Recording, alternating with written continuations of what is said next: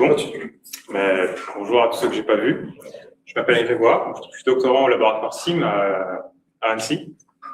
Alors, le travail que je présente ici, c'est un travail qui est supporté par l'ANR et c'est un partenariat avec le laboratoire IMS et ICMCP ici à Bordeaux. Alors nous, à Annecy, on travaille beaucoup sur la partie plutôt exploitation du matériau piézoélectrique, sur tout ce qui est tout le système électromécanique qui est autour de l'élément piézoélectrique. Donc ici, moi, je vous présente un modèle analytique qui permet d'inclure dans le calcul du coefficient de couplage les déformations latérales. Alors cette présentation, je l'ai divisée en 4 parties. Donc d'abord, je commence par présenter un peu comment j'arrive à mon expression du couplage. Ensuite, on va regarder un peu, à partir de cette expression, comment est-ce qu'on peut prévoir différentes évolutions. Et enfin, une petite validation numérique qui permet de mettre en perspective tout ça. Et puis, je finirai par quelques conclusions sur le sujet. Donc d'abord, je commence par l'expression du couplage. Alors, l'idée générale, c'est que nous, notre métrique qui est importante pour nous, c'est le couplage, qu'on appelle le couplage électromécanique. Pourquoi? Parce que c'est à la fois une grandeur qui est intensive, mais elle a de l'influence sur la puissance qui est récupérée par le récupérateur d'énergie, mais aussi sur la bande fréquence, la bande de passante de fréquence. Vous savez que nous, on utilise des résonateurs linéaires, et les résonateurs linéaires, ils sont très dépendants de la fréquence de résonance à laquelle ils sont utilisés. Donc, on travaille, nous, sur des résonateurs linéaires assez simples, c'est-à-dire que c'est juste des cantilevers avec deux patchs électriques et un substrat métallique, avec les patchs de part et d'autre. Donc, on vient ici, moi, pour ma partie de travail, je viens essayer d'étudier la partie mécanique, l'optimisation mécanique autour de ça. Donc, l'idée, c'est que sur un résonateur linéaire, le plus couramment utilisé, ça va être ce qu'on appelle le mode transverse, c'est-à-dire que la sollicitation mécanique, elle est perpendiculaire à la polarisation du matériau. Et on peut voir, en fonction des optimisations, deux types de mode transverse, qui va être un mode transverse où la poutre va être très longue par rapport à sa largeur. Donc ici, on va avoir des déformations latérales qui vont venir réduire le couplage. On va voir un peu pourquoi après. Et ici, si on prend une poutre qui est pour le coup très large par rapport à sa longueur, eh bien, on va avoir des contraintes latérales et non des déformations latérales. Donc, on va avoir un couplage qui est meilleur puisque la déformation latérale ne viendra plus de réduire le couplage. Et pour améliorer ça, on pourrait réfléchir à aller sur un mode radial. Donc, en fait, là, la sollicitation mécanique serait omnidirectionnelle par rapport à la polarisation. Et en fait, ici, ça permettrait d'augmenter ce couplage électromécanique pour avoir un couplage radial qui est meilleur. Pour avoir, du coup, une sollicitation du matériau qui est meilleure. L'idée, c'est que pour faire ça, je vais essayer d'utiliser ce qu'on appelle les matériaux auxétiques. Donc, c'est un maillage de cellules en nid d'abeille. Pourquoi on va faire ça? Puisqu'en fait, ce qu'on va essayer d'avoir, vous savez peut-être que quand vous avez un matériau que vous tirez en extension, vous avez un coefficient de Poisson qui vient réduire la section latérale. Et donc, quand ce coefficient de Poisson il est positif, c'est-à-dire classique, la sollicitation latérale va être inverse à la sollicitation longitudinale. Et en utilisant des matériaux auxétiques, on va venir en fait, inverser ce phénomène, donc avoir un coefficient de Poisson qui va être négatif, et donc pouvoir essayer d'exploiter ce phénomène radial. Le problème, c'est qu'en utilisant nos structures ici en nid d'abeille, on va induire ce qu'on appelle des déformations inhomogènes, c'est-à-dire que les déformations ne vont pas être constantes ou de la même nature sur tout le long de la poutre. Donc là, ici, on observe les déformations latérales dans ma poutre, c'est-à-dire sur les déformations dans la largeur de ma poutre. Et ici, mes déformations longitudinales. Et en fait, ce qu'on voit, c'est que mes déformations latérales sont beaucoup plus inhomogènes que mes déformations longitudinales. Et en fait, je dis ça parce qu'on va voir après en quoi ça va être un problème. L'idée, donc, pour comparer un peu ce que je fais, c'est de partir de la méthode classique de calcul du couplage, qui est en fait, je prends mon système avec ma poutre ici piezo et puis ma masse, et puis je viens étudier les fréquences de résonance. Et on peut calculer mon couplage, que je l'ai montré avant, par rapport à ces fréquences de résonance. Ici, on a, donc, par rapport au système que j'utilisais, on a à peu près 12%. Donc, j'ai peut-être pas précisé, mais j'utilise un KNN ici pour le matériau piézoélectrique. Maintenant, donc, ici, je construisais mon couplage à partir de mes deux fréquences, en circuit ouvert et en court-circuit. Donc, c'est-à-dire le piézo mis en court-circuit et en circuit ouvert. Et l'idée, c'est que je vais essayer, à partir du seul court-circuit et des déformations, de calculer ce couplage. Alors, je pars du principe d'Hamilton, qui est la méthode énergétique, et je viens exprimer les différentes énergies en fonction de mes déformations et de mes contraintes, et du champ électrique et des déplacements électriques. Donc, mon énergie cinétique, mon énergie élastique, mon énergie électrique et le travail mécanique. Et l'idée, c'est que mes déformations et mon champ électrique, je viens les modéliser avec la décomposition modale, c'est-à-dire que j'ai un terme de mode et un terme dépendant du temps. Donc, de déplacement pour les déformations et de tension pour le champ électrique. Et puis, avec toute la modélisation, je viens arriver à une équation du couplage qui dépend de mes déformations moyennes et de mes déformations quadratiques. Alors, ce moyen-âge de déformation, il est fait sur le volume. C'est pas en fonction du temps, c'est sur le volume de mon système. Donc, si je regarde un peu plus en détail cette équation, ce que je vois, c'est qu'au numérateur, on a un carré d'une somme. Donc, en fait, si je regarde par rapport à mes déformations moyennes, donc dans ma longueur et dans ma largeur, ce que je vois, c'est que mon couplage, il va dépendre de la moyenne de mes déformations longitudinales, de la moyenne de mes déformations latérales, mais aussi d'un terme croisé qui va venir expliquer pourquoi, si j'ai un quotient de Poisson positif, donc c'est-à-dire S2 égale à moins quelque chose S1, et bien que je vais venir réduire le couplage, puisqu'en fait ce terme-là au centre, il sera négatif. Donc si je viens inverser mon quotient de Poisson, donc avoir un quotient de Poisson négatif, c'est-à-dire S1 égale quelque chose fois S2, eh bien je vais pouvoir augmenter mon couplage. Maintenant, à partir de cette expression-là, on peut regarder un peu comment évoluerait mon couplage en fonction de ce fameux coefficient de Poisson et de sa valeur. L'idée là, c'est que je viens exprimer en tout point un coefficient de proportionnalité entre S2 et S1 où je dis S2 égale quelque chose fois S1. Et l'idée, c'est que si je fais varier ce alpha de moins nu à ici 2, eh bien, je vais pouvoir voir comment évolue mon couplage. Et ce que je vois ici sur mon graphe, c'est mon couplage en fonction de ce alpha. Alors, alpha positif, ici, c'est l'opposé du nu. Donc, alpha positif, c'est-à-dire qu'on a un quotient de Poisson négatif. Donc, je vois que plus mon quotient de Poisson il est négatif, plus j'ai un couplage important. En commençant par ce que j'expliquais tout à l'heure, mon couplage qui est moins bon avec une poutre longue, puis mon couplage qui est un peu meilleur avec une poutre large, puis mon couplage qui est radial. Avec un optimal ici à alpha égale 1, c'est-à-dire avec un nu égale moins 1. C'est-à-dire que je solliciterai mon piezo pour que la déformation latérale soit exactement la même que la déformation longitudinale. Et puis ce que je vois ici, c'est que de nu à 1, eh bien de 0 à 1, je monte mon couplage et après je descends mon couplage parce que ce qu'on peut imaginer, c'est que ma raideur ici devient trop importante par rapport à l'augmentation de mon couplage au numérateur. L'idée maintenant, c'est de m'intéresser, ce que je disais tout à l'heure, c'est qu'on avait des déformations un peu inhomogènes, ce qu'on voyait dans mon piezo, avec ma structure oxatique. Donc maintenant, l'idée, c'est de pouvoir regarder comment est-ce qu'évolue mon couplage par rapport à ces déformations inhomogènes. Donc, l'idée ici, c'est que je ne viens plus utiliser alpha, parce que je ne peux plus, puisqu'on considère des déformations inhomogènes, donc on ne peut plus vraiment considérer des égalités entre les déformations moyennes.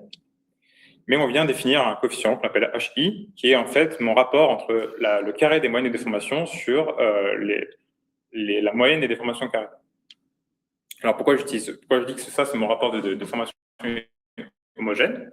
Parce qu'en fait, je viens illustrer ça ici avec une fonction. J'ai pris une fonction créneau. Une fonction créneau, elle est homogène à 50%. En fait, ce qu'on voit ici, c'est que ma moyenne de mon créneau F1, elle est ici. Et si je regarde, le carré de cette moyenne, il va être plus bas. Mais si je regarde maintenant, si je mets ma fonction au carré et je regarde sa moyenne, eh bien, on va être un peu plus haut. Et en fait, on a une différence de 50% ici. Par rapport à si j'avais des déformations complètement constantes de ma poutre, eh bien, je vois ici que ma moyenne au carré est la même chose que le carré de ma moyenne. Donc là, voilà, pour revenir un peu à ce que je disais tout à l'heure, du coup, c'est ce qu'on observe ici. On a un peu un créneau. En fait, on alterne entre des négatifs et des positifs. Et donc, si je viens observer toutes ces histoires de déformation homogène, donc ici, ce que j'ai fait, c'est que, je fais ça par rapport à ce que j'ai observé dans ma structure réelle. Donc, j'ai pris un H1, donc une homogénéité sur les déformations longitudinales qui est à peu près à 0,80, et je viens voir quel est l'impact du fait de réduire l'homogénéité sur mes déformations latérales. Et en fait, ce qu'on voit, donc ici, j'ai rajouté un autre coefficient que j'appelle qui est en fait le coefficient de corrélation entre mes déformations longitudinales et latérales. Pourquoi? C'est parce que pour ce terme-là, ici, S1, S2, on a besoin de voir si elles sont en phase ou en antiphase, etc. Et en fait, ce qu'on observe ici sur mon graphe, donc ici j'ai mis pour les 3 valeurs d'homogénéité sur mes déformations latérales. Ce qu'on voit, c'est que moins je suis homogène sur mes déformations latérales, plus mon alpha optimal, il va se décaler à droite. Ici, je suis à 1, puis après je suis un petit peu plus bas, puis un petit peu plus bas, puis un petit peu plus bas. En fait, nous, ce qu'on a en réalité, ça va être plutôt ce cas-là. C'est-à-dire qu'il ne faut pas qu'on cherche, en termes de modélisation et d'optimisation de notre poutre, il ne faut pas qu'on cherche à avoir un alpha trop négatif. Sinon, ça viendrait nuire à notre couplage, puisqu'en fait, si notre déformation est inhomogène, on viendra nuire au couplage avec un alpha trop négatif, trop positif. Donc voilà l'idée. Maintenant, un petit passage sur les validations numériques. Je ne sais pas combien de temps il me reste.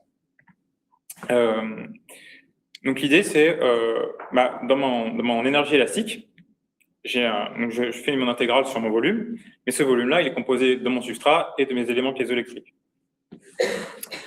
Et donc, l'idée, c'est que mon couplage, qui est le couplage de mon système piézoélectrique, il n'est pas que dépendant du couplage de la manière dont on expose les éléments piézoélectriques, mais il dépend aussi de la quantité d'énergie qui parvient vraiment dans mes plaques piézoélectriques. En fait, c'est ce qu'on voit ici, puisque si on divise les volumes en deux, en fait, on va arriver sur 2 raideurs ici au dénominateur. Et en fait, en séparant les termes, on va avoir le produit de mon couplage qui est purement celui de ma plaque piézoélectrique par le produit du ratio de mes raideurs, qui est en fait mon ratio d'énergie, qui est la quantité d'énergie élastique qui est vraiment stockée dans mon piezo. Et maintenant, si je regarde sur la simulation que je vous montrais tout à l'heure avec les fréquences de résonance, et bien en fait, là, ce que je vois, c'est que mes déformations longitudinales et latérales sont bien dans le même sens. C'est-à-dire que là, j'ai utilisé en fait un substrat oxytique que j'ai optimisé. Et avec mon équation, je retrouve bien une grandeur équivalente pour le couplage global de ma structure. Donc, tout à l'heure, j'avais 12,6 pour rappel, et là, j'ai 13,3. L'écart vient du fait qu'il y a quelques hypothèses qui sont prises et qui ne permettent pas d'avoir le résultat vraiment parfait. Donc, pour arriver à une petite conclusion, donc, ce qu'on voit, c'est que les déformations, elles emmènent le couplage au travers de deux contributions, à la fois par le terme propre, qui sont S1 carré, S2 carré, mais aussi par rapport à un terme croisé. Donc, on voit qu'il y a une importance d'avoir des déformations qui sont dans le même sens et pas dans le sens opposé. Ensuite, on a vu que les inhomogénéités, elles font que alpha égale 1 n'est pas forcément le mieux à avoir. Et puis que notre calcul numérique a pu permettre de montrer que notre couplage est plutôt bien estimé avec cette équation. Puis enfin, maintenant, on peut exploiter ce modèle-là pour essayer de comprendre comment améliorer notre couplage avec les structures qu'on peut essayer de tester, etc. Je vous remercie.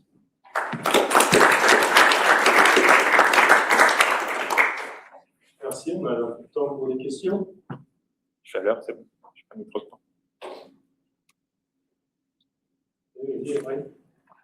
Merci pour la présentation, c'était très intéressant. Je voulais demander, donc, quand tu changes de homogène à inhomogène, ouais.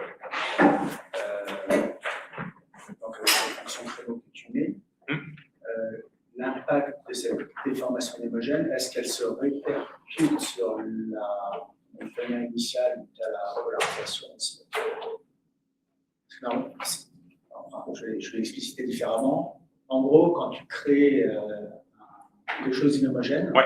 Ça va, en déformation, ça va impacter sur la polarisation qui va être elle aussi. Est-ce que toi tu dis j'ai une polarisation donnée à mon système qui est stellaire? Ouais, en fait, c'est le substrat est structuré, une nid d'abeille. Et en fait, les déformations sont inhomogènes dans le matériau piézoélectrique, mais je ne considère pas de changement de polarisation. En fait, mon matériau ne change pas. C'est juste que la sollicitation mécanique du matériau, elle est homogène. Mais ça va impacter sur la polarisation aussi, parce que c'est comme si tu rajoutais si déformation homogène, impact sur la polarisation, c'est homogène. Donc, en gros, si tu fais ça, ta polarisation va faire ça aussi. Ouais. Par contre, si tu mets un gradient, quel que soit le gradient que tu vas mettre, ça va aussi impacter le gradient de polarisation. C'est d'un endroit à un autre, tu as un gradient de déformation, mais aussi sur cet ensemble-là, tu as un gradient de polarisation aussi qui va ramifier. Je ne sais pas si j'ai pris le. Non, je ne sais pas. Peut-être que c'est moi qui n'ai pas très bien compris. J'ai jamais pris cet angle-là. On n'a jamais pris cet angle-là. Est-ce que tu peux enfin, un avis corriger, hein, mais tu peux avoir des gradients. Ce terme-là, il va être en particulier important quand tu vas avoir des objets petits en général, hein, les termes de flexoélectricité, ce genre de choses. Mais ça n'empêche, je ne sais pas comment ça peut impacter sur la modélisation. C'est un terme de gradient que tu peux rajouter. Enfin, en tout cas, les gens qui travaillent sur les ferroélectriques et qui regardent des objets, on va faire des machins comme ça, là, soit forcer en déformation un gradient, donc impacter la polarisation et créer ce qu'on appelle la flexoélectricité. Donc ça peut peut-être. Ça, on prend pas en compte la flexoélectricité. On considère juste l'effet piédo classique. Mais tu peux le rajouter, là, enfin, parce que dans ton Hamiltonien qui a été au départ, ouais. Il ne suffit pas juste de rajouter un terme de gradient, de couplage, de gradient, en fait. Oui, mais je ne sais pas si ça changerait beaucoup, parce que la flexoélectricité, il faut vraiment tirer dessus, il me semble, pour. Là, on reste sur la perturbation. Pour gradient de déformation. Honnêtement, je ne sais pas, c'est pas très clair. Ce que je peux te dire, c'est que en général, ça apparaît sur les objets plutôt nano, mais en même temps, il y a des mesures où tu prends un cristal SRT3 par exemple, puis la pièzoélectrique, en pas de charge a priori, tu vois. Et donc après, tu le déformes, et en le déformant comme ça, donc on crée un gradient de déformation, et tu génères des charges. Tu vois. Donc c'est pour, je ne sais pas comment ça c'est une question. Parce que du coup, normalement, c'est pour les forts gradients de déformation, effectivement. Le problème, c'est comme on est des mailles structurées, donc on risque d'avoir des forts gradients, on risque d'avoir des zones avec des fortes déformations. Et il se peut qu'on. C'est à voir, c'est juste la remarque, c'est pas une question. Je ne peux pas préciser, moi, notre truc, c'est plutôt sous l'échelle du centimètre. Donc. Oui, encore une fois, ça me va très très bien, je comprends très très bien. Je sais que ce phénomène-là existe. Je ne sais pas si ce phénomène-là va être impactant sur ton téléphone. Je sais pas, peut-être oui, peut-être non. C'est difficile à quantifier. En fait, tu as des grandeurs, tu as des coefficients sur des matériaux, genre BATO3 ou SRTO3, ça le fait aussi. Tu as des coefficients. Alors, évidemment, c'est un tenseur d'ordre 4, donc les coefficients, il y en a un paquet, quoi. Mais il y a quelques coefficients qui sont. Ça peut être intéressant de regarder sur les valeurs des gradients de déformation. Juste pour. L'ordre de grandeur. L'ordre de grandeur, à ce moment-là, tu dis c'est peanuts, ça. Oui, c'est ça. Mais ça peut être intéressant. Voilà. Tu sais ça. Je pourrais t'envoyer C'est toujours intéressant, de la littérature. C'est des angles qu'on n'a pas forcément, donc c'est toujours intéressant. Parce que là, tu en auras. Question, commentaire peut-être? Merci beaucoup pour la présentation. Juste pour le software modélisation, c'est des éléments chimiques ou un modèle? Ok. Alors, le modèle, là, ce que j'ai présenté, c'est un modèle analytique que j'exploite après en éléments finis, avec comme sol. En fait, les courbes, j'ai fait sur MATLAB, en prenant des déformations, en prenant des. Pardon? Tu appliques le comportement électromécanique comme ça? Non, mais comme ça, tu as déjà les C'est ça. Merci, Bob. Je vous remercie.